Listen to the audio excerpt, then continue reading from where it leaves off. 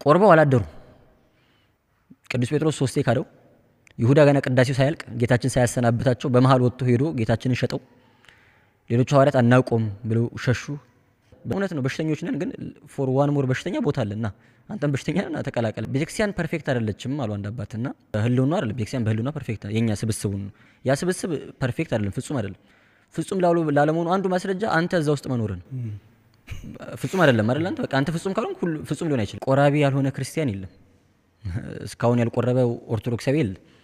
ሁሉም ኦርቶዶክሳዊ ገና ክርስቲያን በሆነበት በመጀመሪያው ቀን ስጋው ደሙን ተቀብሏል። ያ የተቀበለው ስጋው ደግሞ የሚጠፋ ወይ የሚያረጅ የሚበላሽ አይደለም፣ ውስጣችን አለ። እስር ቤት የሚሆን ከሆነ ኦልሬዲ ታስረናል ማለት ነው። ዛሬ ወደ ቅዱስ ቁርባን ስላልቀረብን ያ እስራት አይቀርም፣ ውስጣችን አለ ያ ነገር። ሃይማኖትን ፈጽመን ክደን ከእግዚአብሔር እስካልተለየን ድረስ ከውስጣችን አይጠፋም። ግን እሺ ይሁን እስራት ነው እንበልና እስራት ነው ስንል ምን ማለታችን? ኃጢአት ለመስራት ነጻነት አይሰጥም ማለት እኮ። ሌላ እኮ ምንም የተለየ ትርጉም ታስራል ስትባል ኃጢአት እንደ ልብ መስራት አትችልም ነው እያልክ ያለው። ቅዱስ ቁርባን እውነት ነው ከኃጢአት ይከለክላል። ለኃጢአት እስራት ነው። ኃጢአት እንዳሰራ የሚጠብቅ አጥርህ ነው፣ መድኃኒትህ ነው። ሰው ኃጢአት እንደ ልቤ መስራት አልችልም ከቆረብኩኝ ብሎ ከቅዱስ ቁርባን እያራቅ ያለው ሰው የምርጫ ጉዳይ ነው። ምንም ማድረግ የምንችለው ጉዳይ አይደለም ማለት ነው። ከተማ ላይ ከሚኖር አንድ ወጣት ገዳም ውስጥ የሚኖርን አባት ምግባር አትጠብቅም። ወጣቱ ከእግዚአብሔር እስካለየው ድረስ ማንኛውንም ነገር በስርዓትና በልክ ማድረግ ይችላል። ከእግዚአብሔር የሚለየው ነገር ከሆነ ግን ስለቆረብክ ስላልቆረብክ አይደለም። ቤተክርስቲያን የትኛውም መጽሐፏ ላይ ለቆራቢዎች ይሄን ማድረግ አይቻልም፣ ለማይቆርቡ ሰዎች ደግሞ ይሄን ማድረግ ይቻላል የሚል ግን የላትም። ይሄን ስላልተረዳን ምን እናደርጋለን? ቆራቢ ሆና እንዴት እንደዚህ አይነት ቦታ ትታያለች፣ እሱ ቆራቢ ሆኖ እንዴት እንደዚህ ያደርጋል ምናምን ብለን ሰዎቹ መቆረባቸው ሳይንስ ጭራሽ እኛን ፈርድባቸዋለን። በመቆረባቸው የሆነ የተለየ ሪስፖንሲቢሊቲ ኃላፊነት ያለባቸው እስኪመስል ድረስ በእነሱ ላይ መፍረድ፣ በእነሱ ላይ ጣት መጠቆም እና ሰው እንዲፈራ ሰው አጠገቡ አጥቢያ ቤተክርስቲያን እያለ ቆራቢ መሆኑ እንዳይታወቅ ገዳም ሄዶ ይቆርባል። ሩቅ መንገድ ተጉዞ ማለት ነው። የሰውን ፍርድ የሰውን ምላስ ፈርቶ ነው። ቅዱስ ቁርባን ለኃጢአት መሞት ነው፣ ለእግዚአብሔር መመረጥ ነው፣ ከእግዚአብሔር ጋር ለመኖር መወሰን ማለት ነው። ከዛ ባለፈ የተለየ ሌሎች ክርስቲያኖች ላይ የሌለ እኛ ላይ ብቻ የሚመጣ ሪስፖንሲቢሊቲ የለም። ቆራቢዎች በመሆናችን ህይወታችን ድራማቲካሊ መቀየር አለበት ማለትም አይደለም። ወይ ደግሞ ሁሉ ነገር ካቆምን በኋላ ሁሉ ነገር ካስተካከልን በኋላ ነው የምንመጣው ማለትም አይደለም። ቅዱስ ቁርባን እንደዚህ አይነት ኃላፊነትን አይሰጥም። ለመለወጥ ለመቀየር የተሻለ ሰው ለመሆን ነው እንጂ የምንቆርበው የተሻለ ሰው ስለሆንን ማተም ማረጋገጫ እንትና በቃ ጥሩ ክርስቲያን ብለን እሱን ለማረጋገጥ የምንወስደው ነገርም አይደለም። ጥሩ ክርስቲያን ለመሆን እንደ መድኃኒት የምንወስደው መታገያችን ነው። ከሚገጥሙ መሰናክሎች አንዱ ንስሐ አባቶች ራሳቸው ናቸው። በዚህ እድሜሽ እንዴ ለምን በዚህ እድሜሽ እንዴ ነው የምትቆርቢው? እንዴ ገና እኮ ነው ምን አይተ የሚሉ አባቶች ራሱ አሉ፣ ካህናት ሆነው ማለት ነው። ልጄ በቃ የወር አበባ አይታለች ከዛሬ በኋላ አትቆርብም የሚሉ እናቶች ይገጥሙናል። እንደዚህ አይነት ነገሮች አሉና የመጀመሪያው ችግር ያለማወቅ ስለሆነ መቀረፍ ያለበት ከዛ ጀምሮ ይመስለኛል። የገባው ወጣት ደግሞ መወሰን ነው የሚከብደው። ወይ የራሱን በደል ወይ የሆነ ነገር አስቦ ምናምን ነገር የሆነ ቀን እንደሚያደርገው ያውቃል። ግን የሆነ ቀን እንደሚሆን ላይፉ ላይ የሆነ ቀን ሀፕን እንደሚያደርግ ከማሰብ ያለፈ ቁርጥ አድርጎ ግን ቀን አልወሰንም። በቃ ነገ እቀበላለሁ፣ አሁን እቀበላለሁ፣ አሁን እቀርባለሁ አይልም። የሆነ ቀን እንደሚሆን ብቻ አምኖ ትክክል ነው መቀበል አለብኝ ሀሳቡ ገብቶኛል ይላል። ወደ ህይወቱ ማምጣት ላይ መተርጎሙ ላይ ግን ችግር ይገጥማል። የመዳን ቀን አሁን ነው፣ በቃ ዛሬ ነው፣ ዛሬ ላይ ነው የምንሰራው። ይሄ በጣም ሁሌ ሊያነቃን የሚገባ ጥሪ ነው። 2000 ዓመት ሙሉ የተሰበከ አንድ ስብከት አለ፣ መንግስተ ሰማያት ቀርባለችና ንስሐ ግቡ የሚል ስብከት። ግን መንግስተ ሰማያት አልመጣችም ዮሐንስ ተሳስተው ነው የሚል ጥያቄ ጠይቁ ሰዎች አሉ። ዮሐንስ መጥምቅ ሰበከ፣ ከዛ ጌታችን ሰበከ፣ ሐዋርያቱም መምህራን ሰበኩት ሁሉም አይደለ?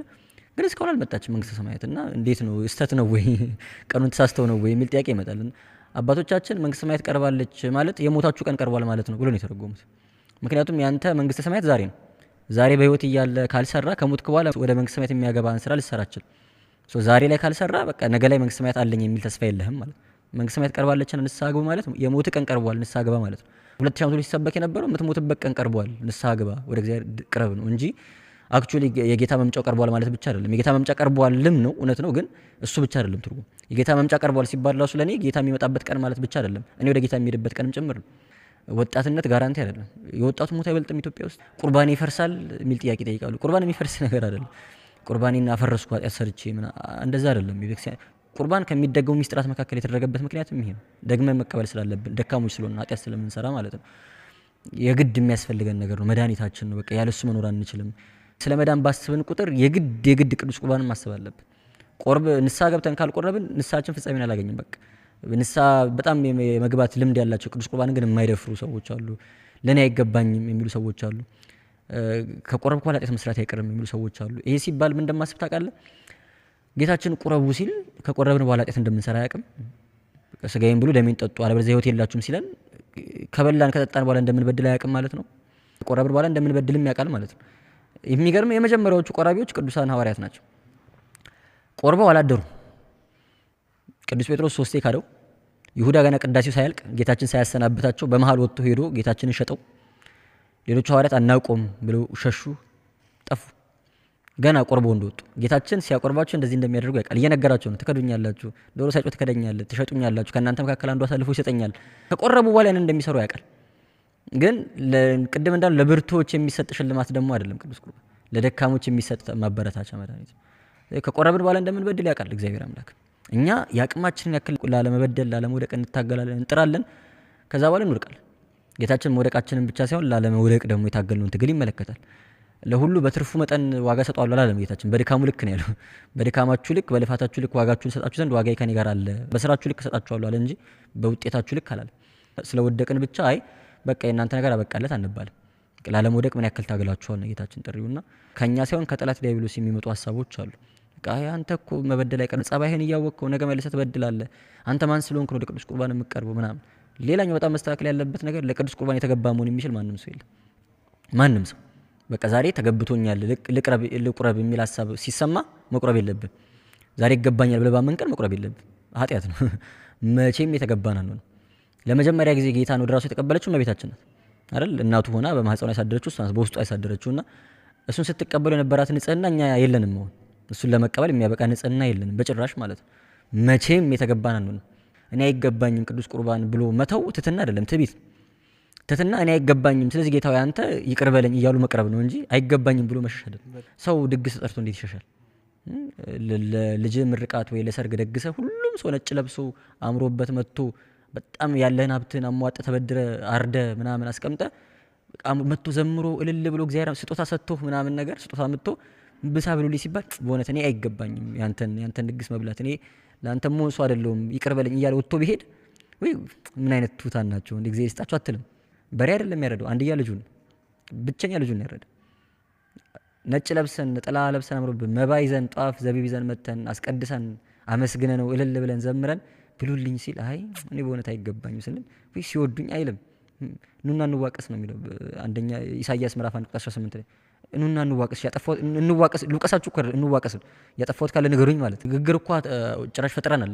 ለምሳሌ የሆነ ሽማግሌ አጉል ቦታ ቢታይ ይሄ ሰውዬ በመቁረቢያ እድሜው ትላለህ።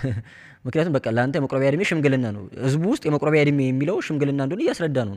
እኔ ጻድቃንን ልጠራቸው አይደለም የመጣሁት ይልቁንም ኃጥአንን ወደ ንስሐ ልጠራቸው ነው የመጣሁት ነው ያለው ጌታችን።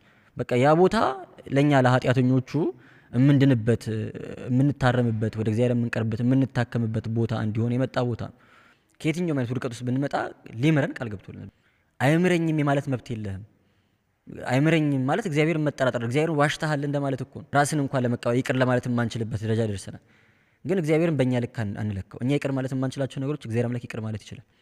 የእግዚአብሔርን ምሕረት አባቶቻችን በባህር ይመስሉታል። ውቅያኖስ ላይ አንተ በመርከብ ብትሄድ እጅህን አንዳች ነገር ቢቆርጥህና ደም ጠብ ቢል ኢሚዲየትሊ ውቅያኖሱ ደም በደም አይሆንም፣ ቀይ አይሆንም ማለት ሺህ ጊዜ ጠብ ማለቱ ቀርቶ ደም ቢንቆረቆር አታቀለው፣ በባልዲ ብደፋበት አታቀለው።